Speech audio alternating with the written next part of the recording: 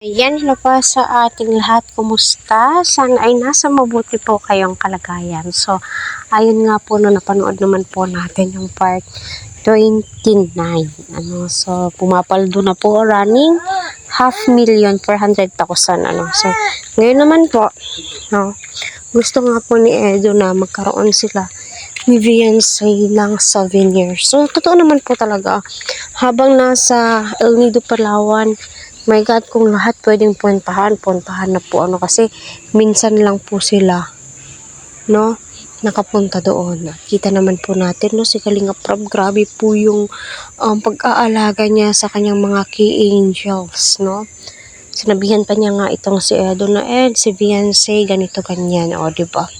Rinig na rinig doon sa camera. So, hindi po yan sila basta-bastang beneficiary po, Pamilya na po ang turing ni Kalinga Prab sa kanyang mga tinutulungan, di ba? Kaya patuloy po natin silang suportahan. Huwag po natin skip ang kanilang ads.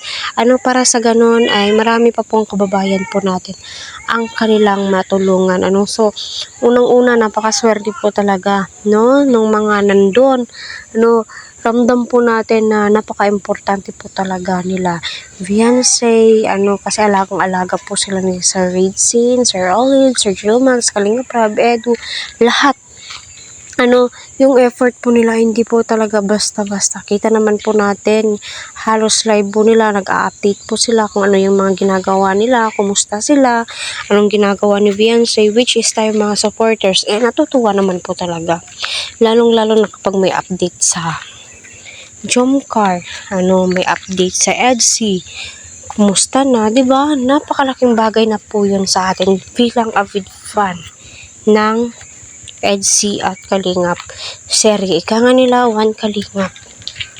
Diba? Kaya masasabi mo talagang go lang ng go kasi andito lang kami mga supporters nyo handang manood, sumuporta.